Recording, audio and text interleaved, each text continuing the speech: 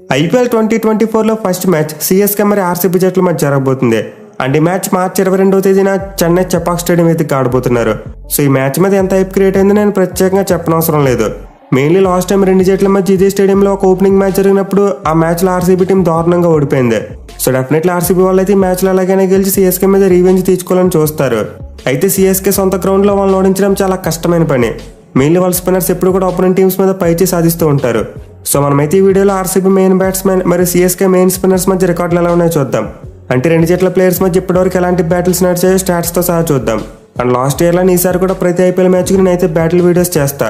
And videos మీరు miss కాకుండా చూడాలనుకుంటే మన ఛానల్కు సబ్స్క్రైబ్ చేసుకుని పక్కనే ఉన్న బెల్ ఐకాన్ యాక్టివ్లో పెట్టుకోండి. ఇక ఈ వీడియోలో అయితే మనం ఫస్ట్ మ్యాచ్లో ఉండబోయే టాప్ 5 ప్లేయర్స్ బ్యాటిల్స్ ఏంటో చూసేద్దాం. Number 5 Faf du Plessis versus Moeen Ali. ఇదైతే మ్యాచ్లో ఉండబోయే చాలా ఇంట్రెస్టింగ్ బ్యాటిల్.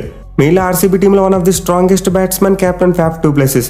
అతను చాలా నిలకడగా బ్యాటింగ్ చేస్తుంటాడు. అంతేకాకుండా అతనికి ప్రీవియస్ కి గ్రౌండ్ లో సిఎస్కే తరపున ఎక్స్పీరియన్స్ కూడా ఉంది. సో డెఫినెట్లీ ఫ్యాఫ్ అయితే ఈ మ్యాచ్ లో ఆర్సీబీ టీమ్ కి చాలా కీలకమైన బ్యాట్స్మెన్. అయితే సిఎస్కే ఆఫ్ స్పిన్నర్ అయిన మొయిన్ అలీకి డూ ప్లెసిస్ మీద చాలా మంచి రికార్డు ఉంది. వీళ్ళు ఇప్పటివరకు ఐపీఎల్ మొత్తం 3 ఇన్నింగ్స్ లో తలబడితే 7 బాల్స్ ఆడిన అతను కేవలం 7 పరుగులు మాత్రమే చేశాడు. మోస్ట్ ఇంపార్టెంట్లీ మొయిన్ అలీ తను వేసిన 7 బంతుల్లో 2 సార్లు ఫ్యాఫ్ డూ ప్లెసిస్ అవుట్ చేశాడు. సో ఫస్ట్ ఈ మ్యాచ్ లో అయితే వీళ్ళిద్దరి మధ్య మరోసారి చాలా గట్టి బ్యాట్లు ఉండబోతుంది. Mainly Chennai Chepauk pitch spin bowling కి బాగా అనుకూలిస్తుంది కాబట్టి ఫ్యాఫ్ డూ ప్లెసిస్ మొయిన్ అలీని ఎలా కౌంటర్ చేస్తాడనేది మాత్రం చాలా ఇంట్రెస్టింగ్ ఉండబోతుంది. నెంబర్ 4 శివం దూబే వర్సెస్ కరణ్ శర్మ. ఇదైతే మిడిల్ ఓవర్స్ లో ఉండబోయే ఒక ఎగ్జైటింగ్ బ్యాటిల్. మెయిన్లీ సిఎస్కే టీంలో స్పిన్ బౌలింగ్ ని బాగా కొట్టగలిగే బ్యాట్స్మెన్ శివం దూబే. లాస్ట్ ఇయర్ అతను చాలా మ్యాచ్లో పెద్ద షాట్లాడి స్పిన్నర్లకు నరకం చూపించాడు. పైగా గత ఆడి 2 జట్ల మధ్య జరిగిన మ్యాచ్లో కూడా అతను ఒక ఫైర్ హాఫ్ సెంచరీ కొట్టాడు. సో శివం దూబే అయితే ఖచ్చితంగా ఆర్సీబీ టీంకి ఒక పెద్ద థ్రెట్. మరి అతను నిలవరించగలిగే స్పిన్ బౌలర్ ఆర్సీబీ టీంలో ఉన్నాడంటే నేనైతే లేడని చెప్తా.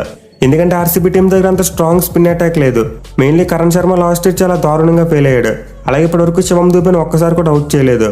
సో వీళ్ళిద్దరి మధ్య చూసుకుంటే ఐపీఎల్ ఇప్పటివరకు కేవలం ఒక్కసారి మాత్రమే ఫేస్ ఆఫ్ జరిగింది. అండ్ ఒక్క మ్యాచ్లో 4 బంతులాడిన శివం దూబే అతను బౌలింగ్లో అవుట్ అవ్వకుండా 5 పరుగులు చేశాడు. బట్ ఎనివే ఆర్సీబీ మరియు కరణ్ శర్మ కరెక్ట్గా ప్లాన్ వేసుకుని వస్తే స్పిన్ అనుకూలించే వికెట్ మీద ఖచ్చితంగా శివం దూబేని కట్టడి చేసే అవకాశం ఉంటుంది. చూడాలి మరి శివం దూబే మరి ఆర్సీబీ స్పిన్నర్ల మధ్య జరగబోయే బ్యాటిల్లో ఎవరు పైచే సాధిస్తారనేది. Number 3 Virat Kohli versus Mukesh Choudhary. ఇదైతే పవర్ ప్లేలో ఇనిషియల్ గా ఉండబోయే ఒక అద్భుతమైన బ్యాటిల్.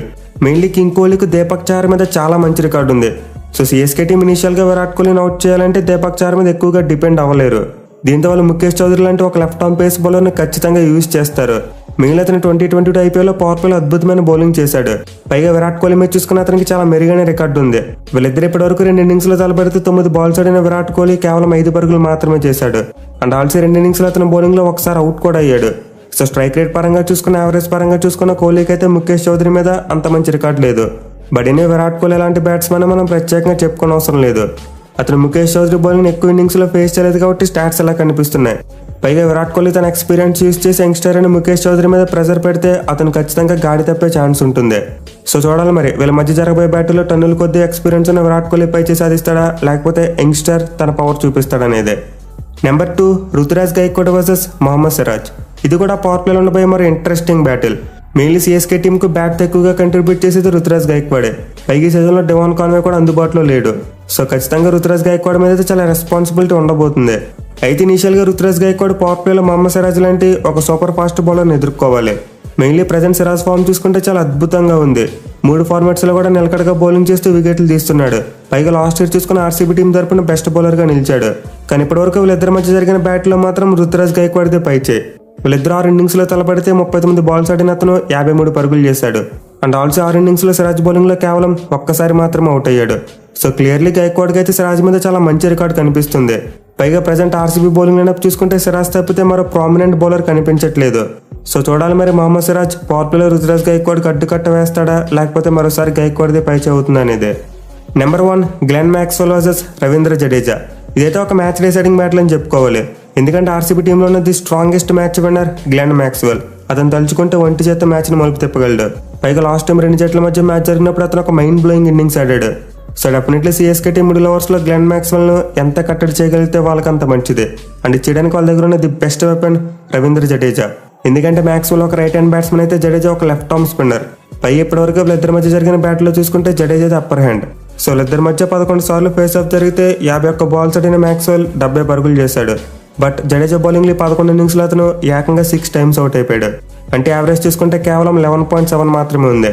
సో క్లియర్గా జడేజాకి అయితే మ్యాక్స్వెల్ మీద చాలా అంటే చాలా మంచి రికార్డు కనిపిస్తుంది. పైగా మనం ఈ వీడియో స్టార్టింగ్ నుండి చెప్పుకుంటున్నాం చెన్నై చెపాక్ పిచ్ స్పిన్ బౌలింగ్కి బాగా అనుకూలిస్తుందని చెప్పి. సో ఫర్ షూర్ జడేజా అయితే మ్యాక్స్వెల్కి చాలా పెద్ద థ్రెట్ అవుతాడు. పైగా ప్రజెంట్ అతను ఫామ్ చూసుకున్నది చాలా బాగుంది. చూడాలి మరి గ్లెన్ మ్యాక్స్వెల్ మిడిల్ ఓవర్స్లో జడేజా థ్రెట్ను ఎలా దాటుతాడనేదే. సివి గైస్, సిఎస్కే మరి ఆర్సీబీ జట్ల మధ్య జరిగే ఫస్ట్ మ్యాచ్లో ఉన్న టాప్ 5 ప్లేయర్ బ్యాటిల్స్. మరి వీటిలో మీరు ఏ బ్యాటిల్ చూసేందుకు మోస్ట్ ఎక్సైటింగ్గా వెయిట్ చేస్తున్నారు కింద కామెంట్ చేయండి. Thank you for watching. Have a nice day.